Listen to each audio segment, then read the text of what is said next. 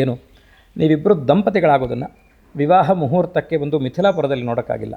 ನನಗೆ ಆ ದರ್ಶನ ಕೊಡಿ, ನೀವು ದಂಪತಿಗಳಾಗ್ತಾ ಇದ್ದ ರೂಪವನ್ನು ತೋರಿಸಿ.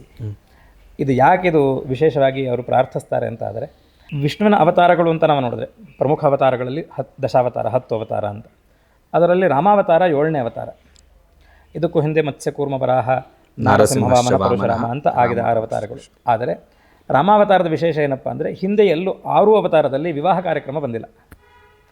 ಮತ್ಸ್ಯದಿಂದ ಹಿಡಿದು ರಾಮಾವತಾರದವರೆಗೂ, ಪರಶುರಾಮರ ಅವತಾರದಲ್ಲೂ ಎಲ್ಲೂ ನಮಗೆ ವಿವಾಹ ಪ್ರಸಂಗ ಇಲ್ಲ.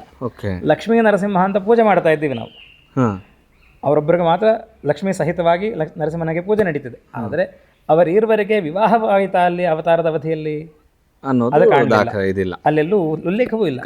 ಅವರು ಆ ಅವತಾರದ ಅವಧಿಯನ್ನೇ ನೋಡಿದ್ರೆ ಅವರು ಸಂಜೆ ಕಾರ್ಯಕ್ರಮ ಮುಗಿಸಿ, ಸಂಹಾರ ಕಾರ್ಯಕ್ರಮ ಮುಗಿಸಿ ಹೋಗಬೇಕು ಅವರು. ಹಾಗೆ ಅಷ್ಟು ಅರ್ಜೆಂಟ್ ಬಿಸಿ ಶೆಡ್ಯೂಲಲ್ಲಿ ಬಂದಿದ್ದಾರೆ ನರಸಿಂಹಸ್ವಾಮಿ. ಹಾಗಿರುವಾಗ ಅವರು ವಿವಾಹವನ್ನು ಮಾಡಿಕೊಂಡು ಹೋದರು ಅಂತಿಲ್ಲ, ಲಕ್ಷ್ಮಿಯನ್ನು ತೊಡೆ ಮೇಲೆ ಕೂರಿಸ್ಕೊಂಡು ಅವರು ಶಾಂತರಾದರು ಅನ್ನೋ ಕಥೆ ಕೇಳ್ತೀವಿ ನಾವು. ಸೊ ಎಲ್ಲೂ ನಮಗೆ ಲಕ್ಷ್ಮೀ ನರಸಿಂಹರ ವಿವಾಹ ಕಾರ್ಯಕ್ರಮ ಕಾಣಲಿಲ್ಲ. ಹಾಗೂ ನಡೆದಿದ್ದರೆ ಅದು ದೇವತೆಗಳಿಗೆ ನಾವಿಬ್ಬರು ದಂಪತಿಗಳು ಅನ್ನೋದನ್ನು ತೋರಿಸಿದ್ದಾರೆ ಹೊರತು ಒಂದು ಕಾರ್ಯಕ್ರಮ ರೂಪದಲ್ಲೇ ನಡೆದಿಲ್ಲ. ಸೊ ಇದೊಂದೇ ನಮಗೆ ಮೊದಲನೇ ಅವತಾರ, ಲಕ್ಷ್ಮೀನಾರಾಯಣರು ಶಾಸ್ತ್ರೋಕ್ತ ರೀತಿಯಲ್ಲಿ ವಿವಾಹವಾದರು ಅನ್ನೋದನ್ನು ಕಾಣೋದು ನಮಗೆ.